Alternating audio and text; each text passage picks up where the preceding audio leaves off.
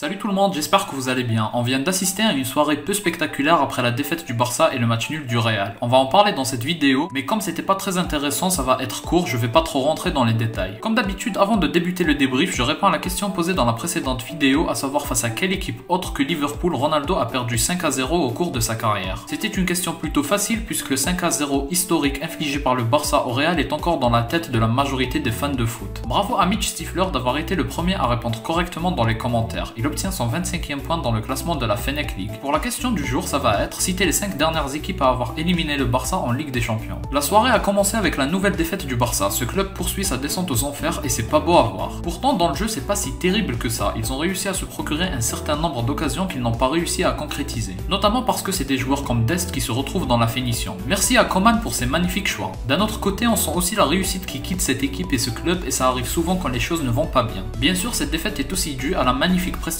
du Rayo Vallecano. Ils ont sorti un très bon match je trouve. Ils ont tellement bien géré les temps forts et les temps faibles, ils allaient par intermittence au pressing et ils l'ont merveilleusement bien fait en équipe. La coordination était excellente. Franchement, je les ai trouvés vraiment bons. Mais ils ont certainement été aidés par le manque d'envie de faire des efforts de la part des Barcelonais. Très beau but de Falcao qui rappelle que c'est un grand attaquant et un grand buteur. Il s'est joué de piquer facilement et ça montre la fragilité défensive des Catalans. Ça montre aussi que la réussite les a quittés pas seulement offensivement mais défensivement aussi. Il va falloir surmonter cette très mauvaise période. Je ne vois pas comment Coman pourrait rester après cet énième échec. On voit pas grand chose dans ses choix, dans sa tactique, il y a vraiment rien qui ressort qui donne envie aux dirigeants de lui donner une seconde chance. Pour ma part, il n'y a plus aucun doute, il faut qu'il parte, surtout en voyant l'attitude des Barcelonais. Je ne vois presque aucun esprit de révolte, ils ont accepté la défaite sans problème, du moins c'est l'impression que ça a donné. On voyait le dépit dans leur visage comme celui de Depay qui n'aura pas brillé très longtemps. Voilà en ce qui concerne le Barça. Quant au Real, encore et encore, il ne profite pas du faux pas du Barça. C'est déprimant, je comprends pas comment on peut maîtriser un Barça et ne pas trouver les solutions face à Osasuna. Après, c'est vrai qu'ils n'ont pas tant maîtrisé le Barça que ça et que c'était surtout grâce au très fort Vinicius. Et on voit dans ce type de match toute son importance. S'il est neutralisé, le Real n'arrive à rien. Ses dribbles et les différences qu'il fait sur les côtés changent tout et dans ce sens-là, je vous partage mon avis avec lequel nombre d'entre vous risquez de ne pas être d'accord. Si j'étais le coach d'une équipe qui affronte le Real, je chercherais plus à neutraliser Vinicius que Benzema. Je trouve que Vini est bien plus un grand danger que Karim. Si ce n'est pas lui qui débloque les espaces, il ne se passe rien dans un match. Bref, c'est très décevant comme prestation et surtout de voir un Real impuissant. Oh, ils ont même failli se prendre des buts, ce qui montre qu'il n'y avait aucune maîtrise. Ils subissaient les événements tout en essayant de tout donner pour mettre le but de la victoire. Il faut aussi parler du fait qu'Ancelotti s'est trompé sur ses choix de départ. Il fallait poursuivre avec la même équipe que face au Barça. Mettre Camavinga quand les 3 points sont importants à prendre, c'est pas une top idée. On a bien vu qu'il n'a pas le niveau pour assurer les 3 points au Real par rapport à Modric. Même si je comprends qu'il faut faire reposer certains. Bref, je suis déçu de ce match et du résultat. Mais il y a la défaite du Barça pour me remonter le moral. Ça reste toujours satisfaisant quand le rival perd plus de points. Si vous avez aimé, laissez un like et abonnez-vous pour me soutenir. Dites-moi en commentaire votre ressenti après cette journée en Liga peu spectaculaire. Moi je vous dis à la prochaine, portez-vous bien.